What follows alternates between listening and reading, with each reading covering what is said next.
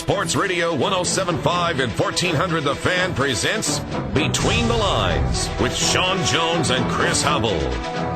You can't hide on the sidelines. Let's get into the game with one of the all-time sack leaders in NFL history.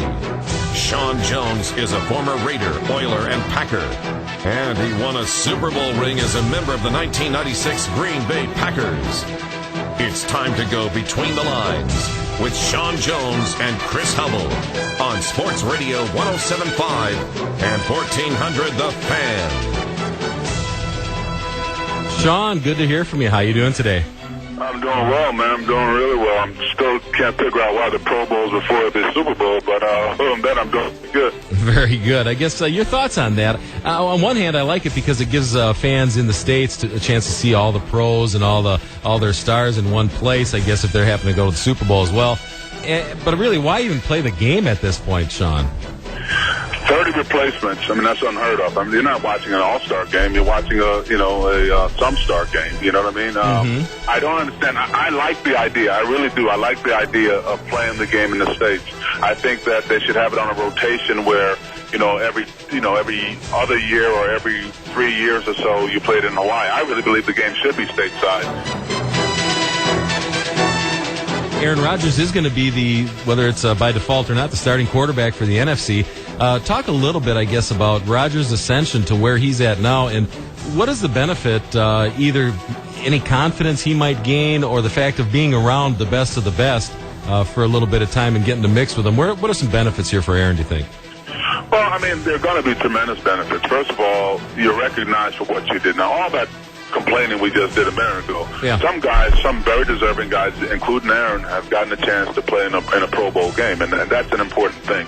It's kind of like the crowning cherry for your accomplishments for the season, and you'll be able to rub shoulders and share ideas with other players, get to understand different systems, get to understand different players that, with the fluidness of free agency, these could be your teammates down the road. So I think it's a tremendous benefit. I remember getting a chance to play in the Pro Bowl, and it was from there where I met Brett Favre, and he mentioned to me that, hey, Green Bay would be a great place to play, along with Reggie White. It's a great place to, rub shoulders, and then the next thing you know, free agency rolls around, and you talk to a Ron Wolf, and you spend the next 3 years in Green Bay. So a lot of good business can be done, including great football can be played also.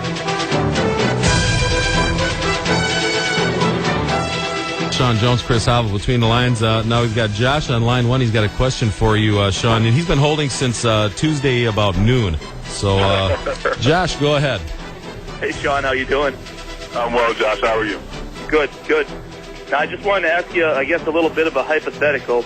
We got free agency coming up, and although Ted Thompson hasn't been a big player in free agency, now let's assume the Packers, as an organization, decide they're going to go out and get somebody.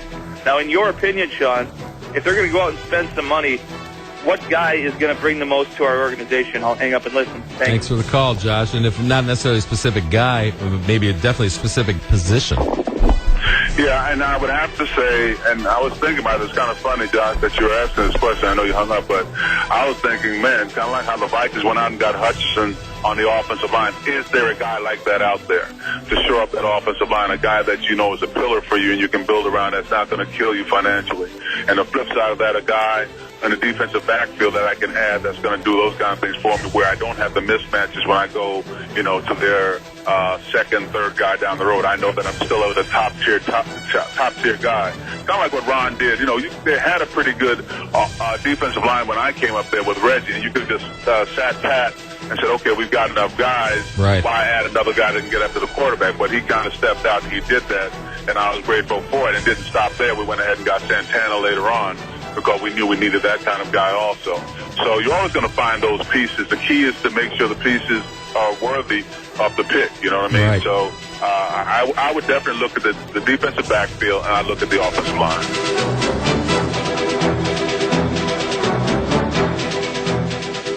Super Bowl 44. How would you describe it if you just had to kind of sum up your feelings now, how many days removed as the whole experience and what went on?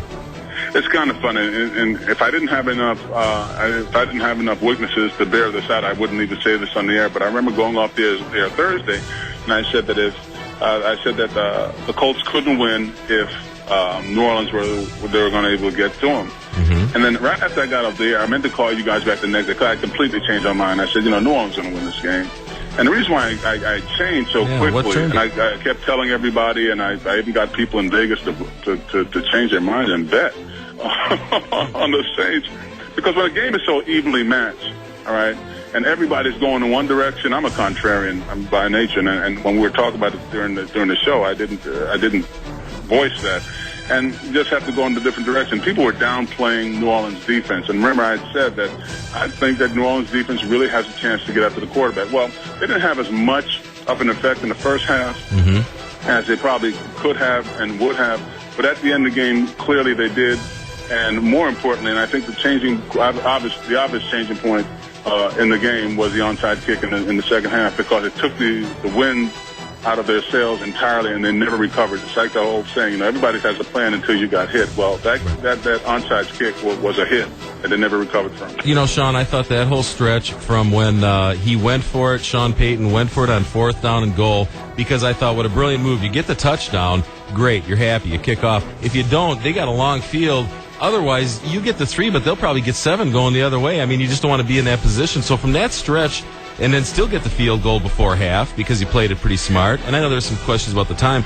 And then to come out in the second half with the onside kick, that was about as good a coaching stretch. You're the only person that saw it the same way that I saw it. I didn't think there was any negative in going for it on 4th down.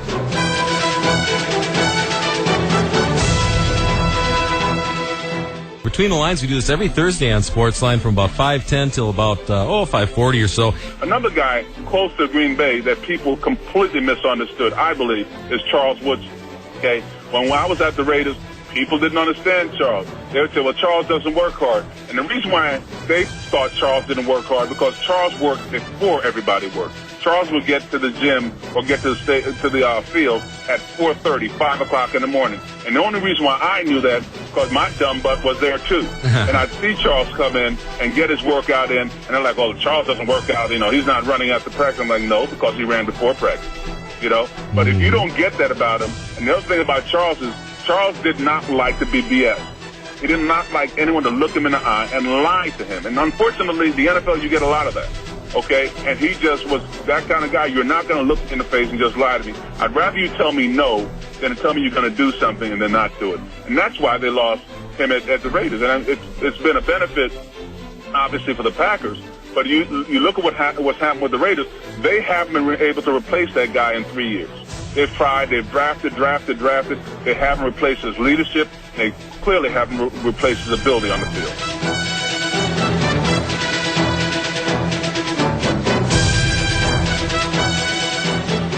Chris Havel, Sean Jones, Between the Lines. Sean, before I let you go, I guess just your thoughts on the Packers. Not a lot of movement right now, but, they're all eyes on the draft. Do you think they're going to, again, shoot up maybe to get a certain guy and combine some picks, or is Ted at the mode yet where he may trade down and add some more on the other end? What do you think's more likely? I think both. I think that if there's a guy there that they're very good at embracing where their scouts are on players, and they're very good at putting that board together.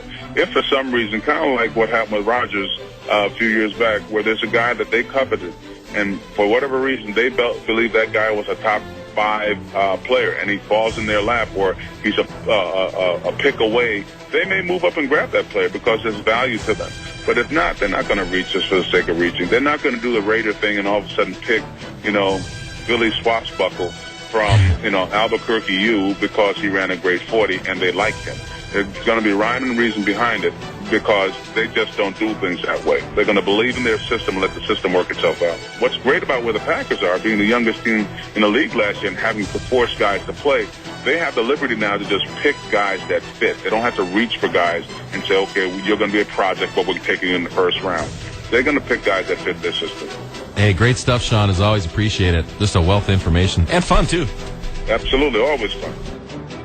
Between the Lines with Sean Jones and Chris Havel on Sports Radio 107.5 and 1400 The Fan.